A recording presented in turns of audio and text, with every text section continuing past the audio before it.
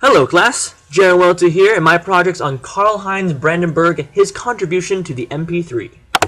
Karlheinz Brandenburg was born June 20th, 1954, and he attended Erlangen University in 1980 for his master's.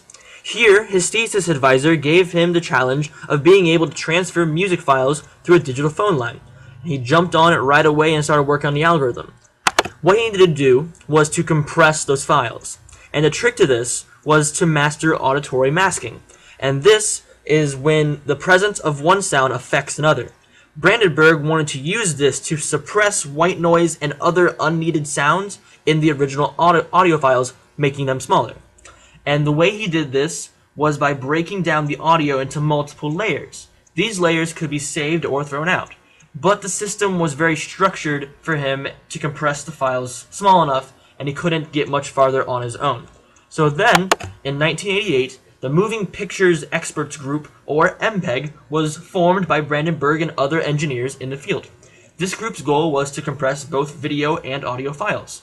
And with this group, Brandenburg's research got a lot further.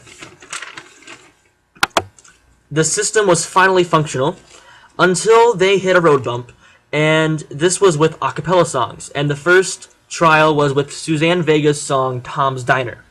And basically their system, and the system was called MPEG Layer 3. And in this system, it basically destroyed her voice since it was the only thing there other than white noise and other unneeded sounds. And so they needed to be able to fix the problem by dissecting the layers even smaller, and they really couldn't do that with the technology they had.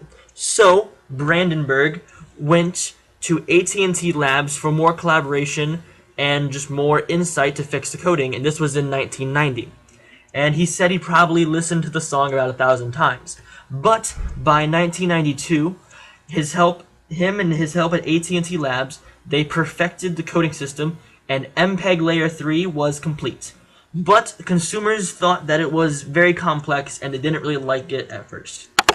Then, in 1993, Talos Systems in Cleveland, Ohio, used MPEG Layer 3 to send audio files to another location, and they were officially the first company to use this system, and they did it in the original intended way, which was over a phone line.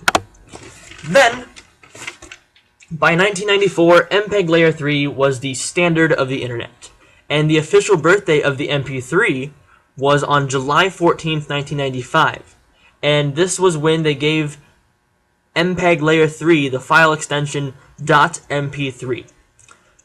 And I'm out of time, but if you want to learn about how... Oh, sorry, audio went out a little bit. If you want to learn about how problems started to arise, go to my Tiki-Talkie, read a little bit more, but the main information is right here. And here's my bibliography. And thank you very much.